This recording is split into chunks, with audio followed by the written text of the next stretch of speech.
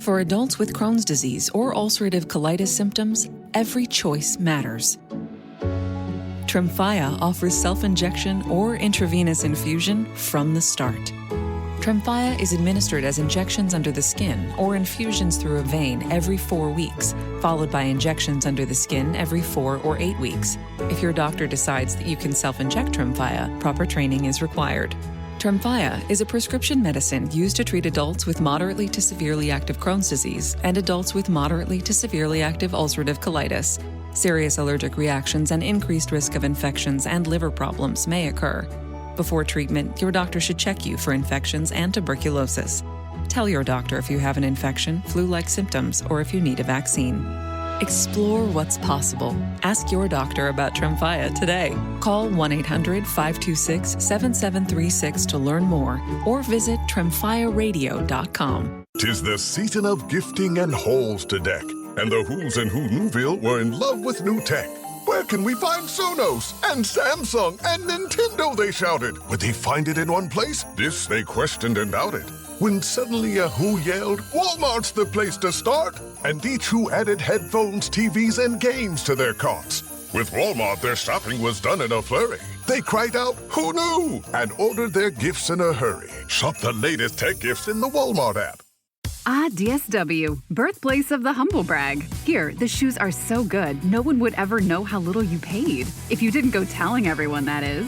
And with never-ending options for every style, mood, and occasion, all at really great prices. We'll definitely give you something to brag about. So go ahead, stock up on fresh sneakers from your favorite brands. Or try those boots you always secretly knew you could pull off. Find the shoes that get you at prices that get your budget at DSW stores or DSW.com.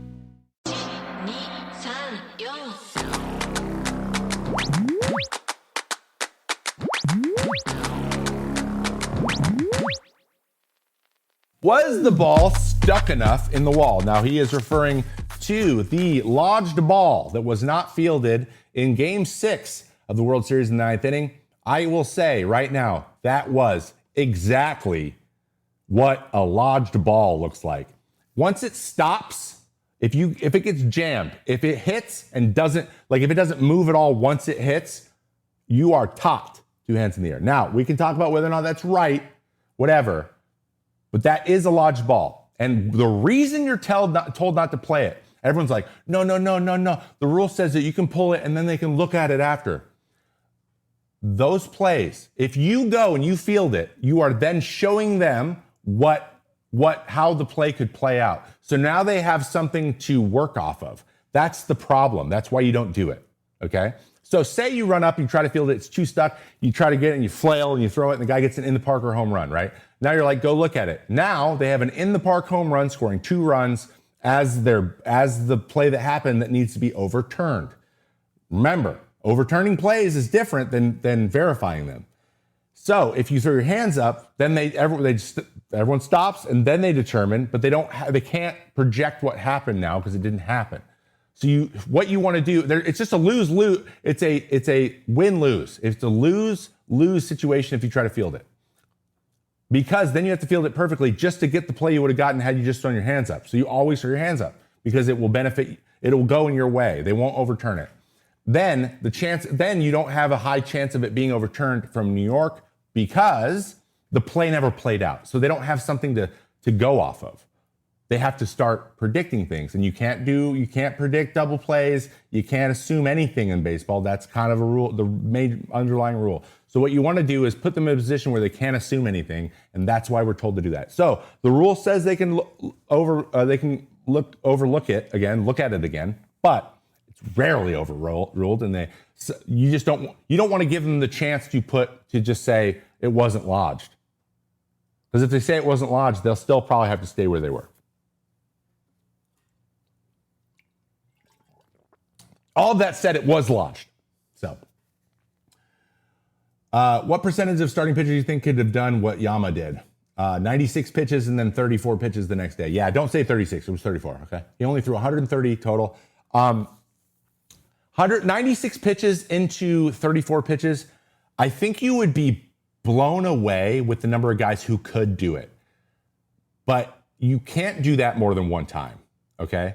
Like, and maintain your stuff. So every pitcher is one of two things. They are a person who wakes up the next morning and they are sore as hell after they pitch, or they're a second day soreness person, meaning that next day they have like this looseness and adrenaline. Yeah, they're sore and yeah, they're kind of weak, but like their arm's still loose and they could for a short amount of time get that oomph on the ball again.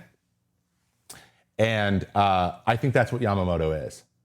I think he is I bet you he throws a bullpen on his third day because the second day he's so sore. So like, it depends. It's not about being able to throw that. Like any starting pitcher can be like, I am physically able to throw 150 pitches. I know, like in an emergency, if I needed to do it, I could throw 130, 140. Sure, I would lose probably sharpness at the end, like for the last 30 pitches or so, but I can physically do it. I can keep my velocity up and keep my stuff generally okay. Command would probably start to go away, but I could do it if there's no other pitchers available, if everyone else is dead, and there's only one guy who can throw pitches still, I could physically do it. Pretty much every starting pitcher can do that. So, that said, coming in the next day, it's Game 7 of the World Series, like adrenaline, he's just running completely off it. And I'm sure the next day he felt like he got hit by a Mack truck. So you would be surprised the number of guys can do it, but to do it that well and be that sharp, that was what was so impressive. Like he was throwing, everything was moving just as much and he was just as sharp command-wise. That's crazy. That's what the impressive part is, not the ability to throw the pitches, but to do them effectively. So that's a great question. That's a great question. How about that Louis Varland? Let's talk a little bit about why Louis Varland's crazy. And we're just going to get into the big storylines of it. Louis Varland threw 15 times in 18 games. So, yes, those 18 games are spread out over just under a month. So I think he threw 15 games in like 26 days. So that's doable. But the average, what you want to average in appearances in the regular season are 12 per month. That'll get you to 70. That's the top echelon. That means you're throwing a lot. 15 in 26 days is an ass ton. And he threw 98 plus the whole time. He also gave up 5 homers. So like, this is crazy for a couple reasons. One, he's a workhorse, but also in the playoffs, usually if you're a reliever and you're giving up homers, you're not going to be given that many of opportunities to give up home runs. But like the unique, perfect storm of how things were going, he's all they had, so they kept throwing him out there. So for him to like throw that many times and give up 5 home runs is like unheard of, because usually they'll just be like, all right, you're done. Who's next? Like, we need someone to get the job done. But then, like in that World Series, generally, which is really amazing to think of, like there's 16 total relievers and like 4 of them were trusted total. Isn't that crazy? Yeah. Amazing. Got to talk about you, Savage. All right, let's talk about Trey Savage. So I will use this to start the Trey Savage video that I have been working on. I'm going to do a deep dive, like breakdown of his mechanics, of his stuff. But let's just set the tone this way. 22 years old, started in high A in Dunedin. Woof. I played there. Woof. I lived in Dunedin. Woof. Okay? That is like as far from the big leagues possibly you could feel like you're getting. And then he got there and then he became their number 2 starter. Impressive. He had 2 of the best big league starts I've ever seen in the playoffs. Dude, this playoffs had the best starting pitching I've ever seen. Maybe that's another video. So many ideas. So that is incredible. He struck out 11 Yankees and he struck out 12 Dodgers. And he has that style of stuff that is unlike anyone else's.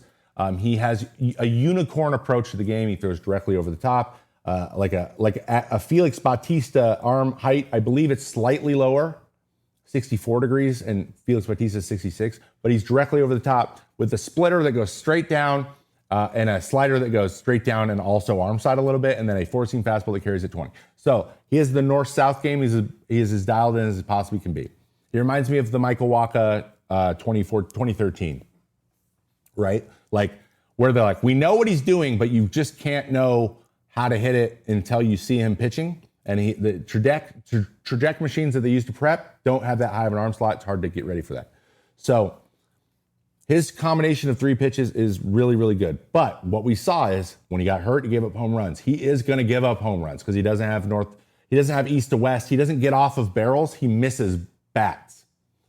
And he's going to have to find a way to do that eventually. He's going to have a cutter or like a sweeper or like a seam. He's going to have to throw like a splitter and a seam shifted changeup or like a sinker or something that starts to go this way, because once you just put people in the lane, they can catch you like Muncy did. Okay. Do I think he's a perennial Cy Young incoming? It's possible, but he's more likely like just a really good pitcher, right? Just based on what I saw. But his demeanor was incredible. So he, as impressive as I've ever seen. I was able to speak with him on the field in Seattle for the ALCS for the radio. And this is an endearing term. I'm not trying to throw any shade. The golden retriever energy, just like, I'm happy to be here. This is awesome. Like, he was really taking it in. Just like, isn't this cool? Like, I loved it. Dude, I was like, yes, it is cool. You're cool. I love this. I love that you're acting this way, not like, we'll do it. I'll go. Like, he was just like, yeah, man, it's crazy. It's nuts. I don't know. I'm having so much fun. It's crazy. He reminded me of Mizurowski when he's like, I don't know what I'm doing. I just throw it hard as I can. I love it. So, yeah, Trey Savage. Cheers, bud. Cheers. Okay, I have to tell you, I was just looking on eBay where I go for all kinds of things I love, and there it was. That hologram trading card. One of the rarest, the last one I needed for my set. Shiny like the designer handbag of my dreams. One of a kind. eBay had it, and now everyone's asking, ooh, where'd you get your windshield wipers? eBay has all the parts that fit my car. No more annoying, just beautiful. Millions of finds, each with a story. eBay. Things people love. Ah, DSW, birthplace of the humble brag. Here, the shoes are so good, no one would ever know how little you paid. If you didn't go telling everyone, that is. And with never-ending options for every style, mood, and occasion, all at really great prices. We'll definitely give you something to brag about. So go ahead, stock up on fresh sneakers from your favorite brands. Or try those boots you always secretly knew you could pull off. Find the shoes that get you at prices that get your budget at DSW stores or DSW.com. FT fam, if you want more information about Superpower, I have real-life customer Eric Kratz with us right now to explain how you're basically getting the pro experience available for everyone. $199 is the price, and that's a discount from Superpower. That's a discount from everywhere. You get so much information from your lab test results. Christmas is coming up here soon. You can give this gift to somebody else. Health is the gift that keeps on giving. Your blueprint activated with Superpower. Not only did Superpower reduce that price to what Kratz is talking about, just $199, but for a limited time, FT fam gets an additional $20 off with code TAKE20. Head to superpower.com and use code TAKE20 at checkout for $20 off your membership. After you sign up, they're going to ask you how you heard about them, and make sure you mention FT to support the show. Stop only reacting to health problems and start proactively improving your health based on real personalized data with Superpower.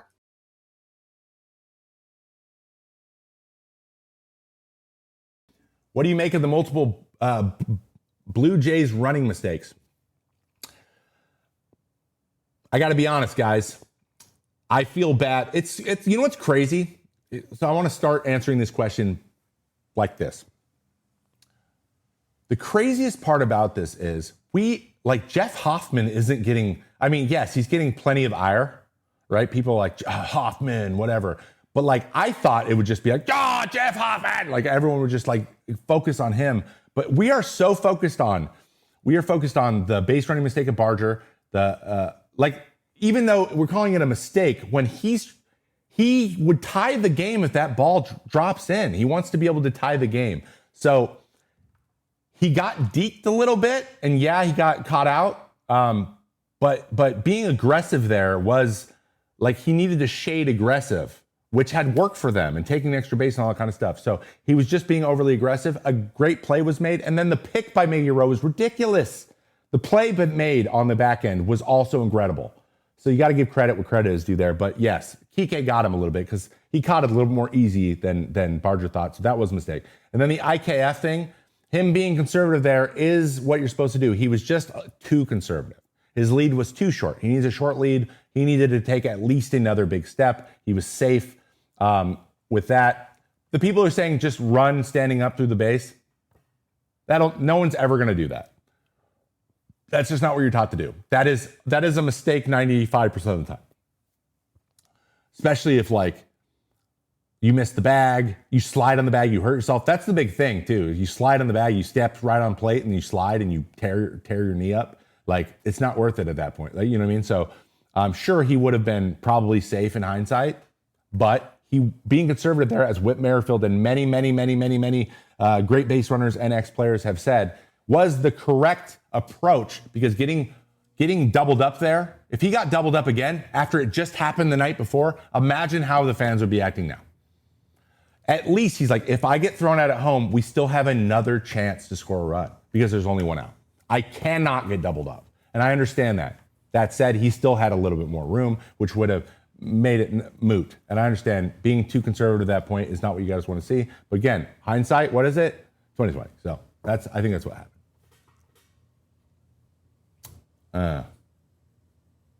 What's it like being in an 18-inning game?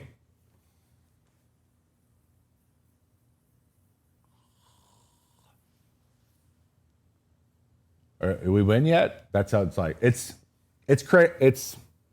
so much. So I've watched one, and I've been in two, or like I think I've 16-inning game and an 18-inning game in my life. When you haven't pitched, staying ready to pitch, it's like the most draining mental thing. Like you're just like, every inning. It's awful. You want to be one of the guys that is the leverage guy at the beginning. That's what you want. So it's very hard. And then once you pitch, you're like, okay, come on. We saw this with the Mariners, like the look on their face. I'm like, which team is going to be like, I don't care how this ends at this point. I just need it to be over.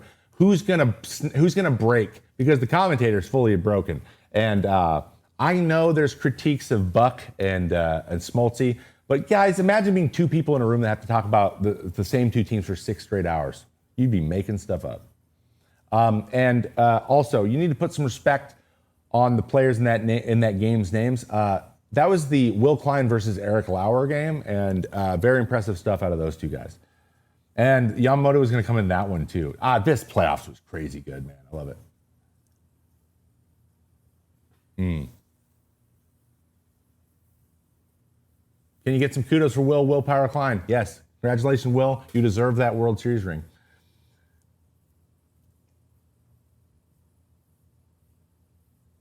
Oh, someone made a great point, Questley did, and I'm going to hit it real quick.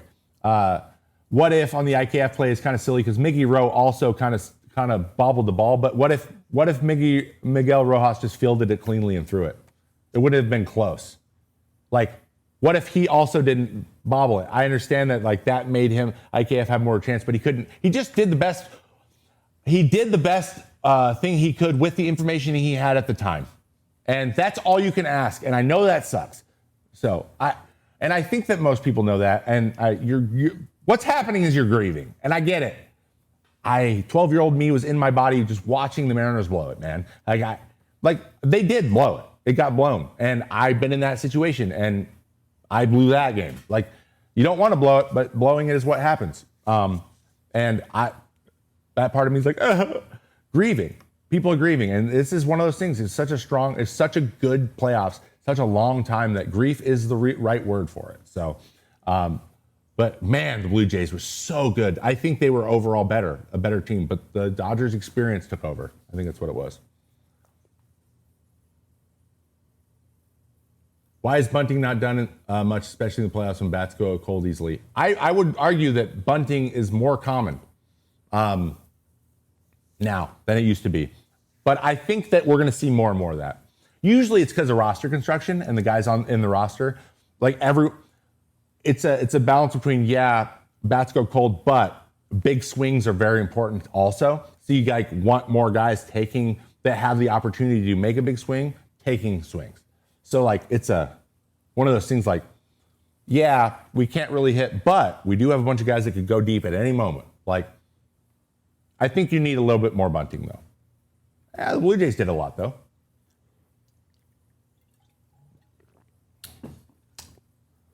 what happened to the old-fashioned high chopper. It's 99.99999% of the time terrible. That's why. But we have, I think, the game is over efficient. We've gone too much in the efficiency side, so crazy stuff can't happen, which does define baseball a lot. So.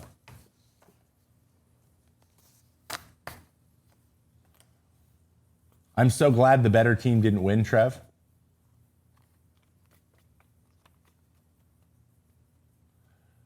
I have terrible news for you. That's actually baseball. The better team doesn't win like a lot. Sorry. The Blue Jays were the better team. They also lost 68 regular season games. And they were the better team more than 68 times.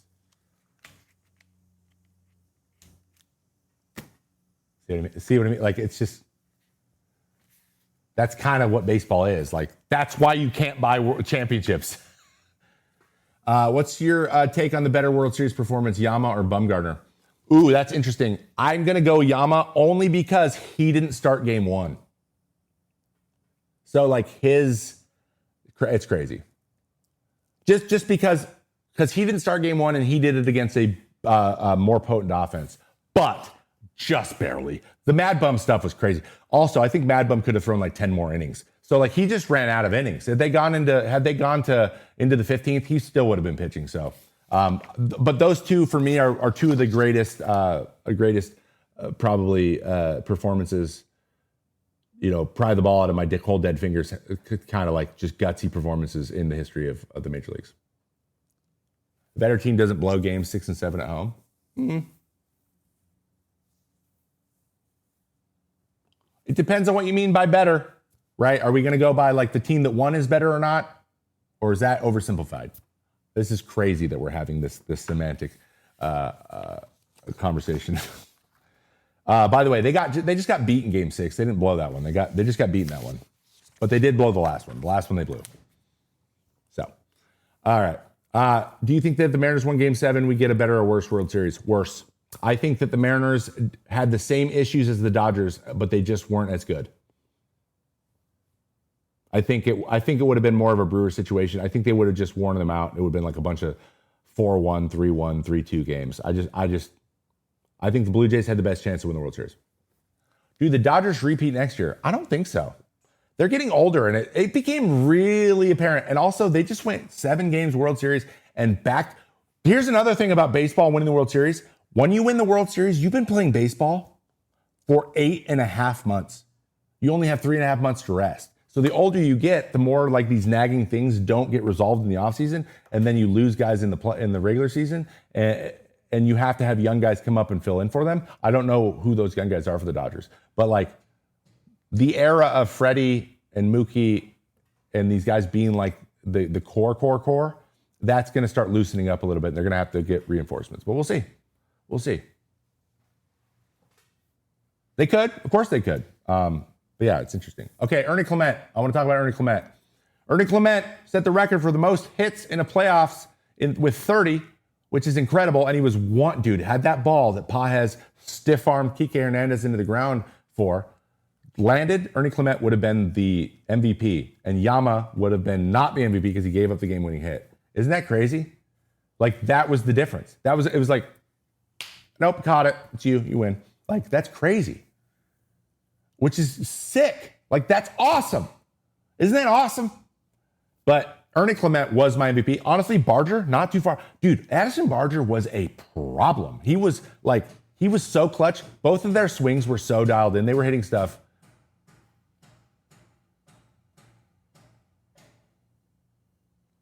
What do you think they're doing out there? I don't know. It was crazy. It was amazing. It was amazing. But yeah, I can't say enough. He set himself up. It'll be interesting to see what him and Barger do next year and how big of a role they play. But like Ernie Clement gave me big Ben Zobrist vibes. Big Ben Zobrist vibes. And he looked like he was having so much fun. I don't know. I was really riding with him. I really was. It was weird because I was like, obviously I'm not like, ooh, yeah, go Dodgers. But I'm also, there's this little part of me that's like, Blue Jays, I'm mad at you. And I have this thing with Springer. because he got me a few times and he's just tough. And so like, and the people who work with me in the office here are Mariners fans. So like they took it hard. So it was really hard to root for the Blue Jays, even though I'll always lean towards they have not won a World Series in 30 plus years. It's Canada. I like Canadians. The Canadians are awesome.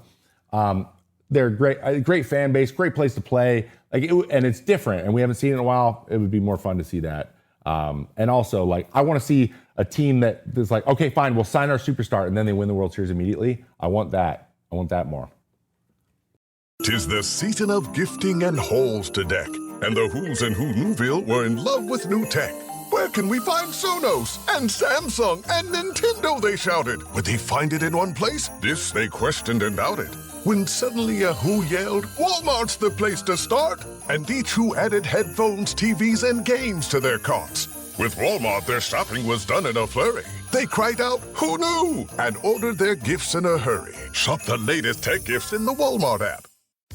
Come to DSW for the shoes, stay for the fun. Because let's be honest, if shoe shopping isn't fun, are you even doing it right? So go ahead, try something new. Try something different. Good different. Try something that feels like you. You know, the real you. And then definitely brag about it later. Because at DSW, you've got unlimited freedom to play. With sneakers, boots, and everything in between for every style, mood, and occasion, you'll definitely find shoes that get you at prices that get your budget.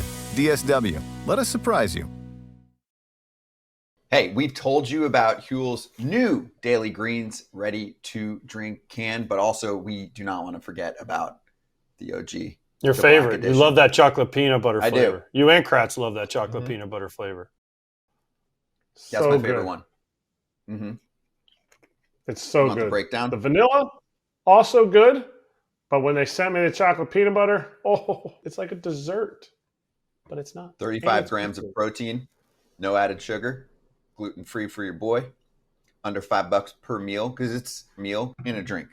6 grams of fiber, 27 essential vitamins and minerals. Huel makes healthy eating simple. They also just launched into Target stores nationwide.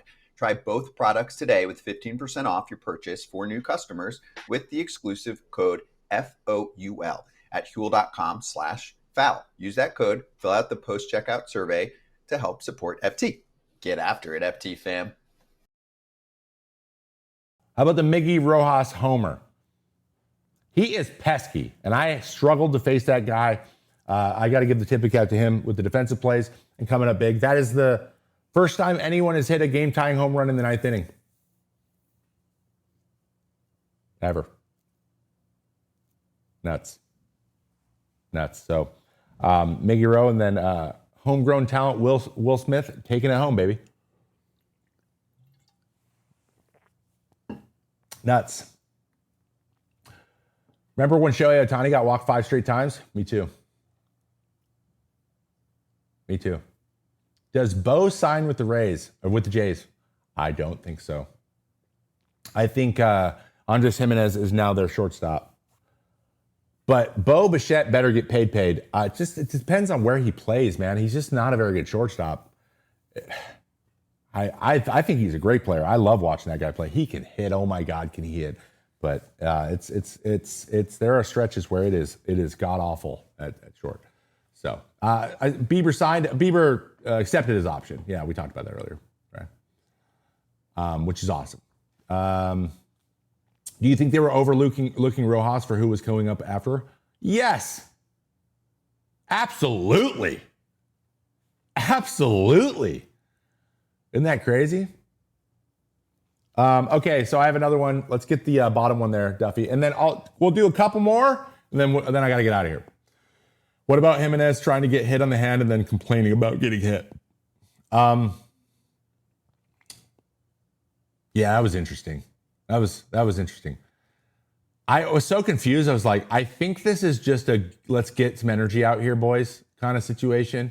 Jimenez, like, you're going to get on base any way you can. It's up and in. He kind of threw his hand out in slow-mo. It looks way worse than it was in full speed.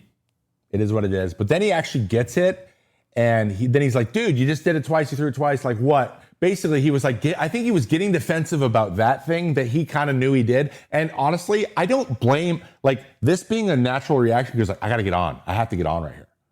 Like, him kind of doing that and be like, ooh, hope that didn't look too bad. and then him getting hit, and he's like, what? What, did you hit me because you think I'm trying to get hit? And then he's like, no, man. Why would I hit you on purpose? I'm left-handed. I throw 97, and up on deck is Springer. Why would I hit you? So like he's like, what, man? Are you trying to hit me because I tried to get in the way of that one? He's like, no. That was the first one was an accident, and then I made the same mistake. And so they were both like, oh, okay, all right. It was just funny because I was like, I think he's getting defensive. He's getting proactively defensive by the first pitch, and the other guy's like, why would I hit you? And I'm like, why would he hit you? That doesn't make any sense. And then it turned into like, but I'm gonna get postured because we got to come back here. Like sometimes you got to fire up the boys. That's what it turned into. But at the end of the day, as that outside looking in, I was like, this is unnecessary. This is silly.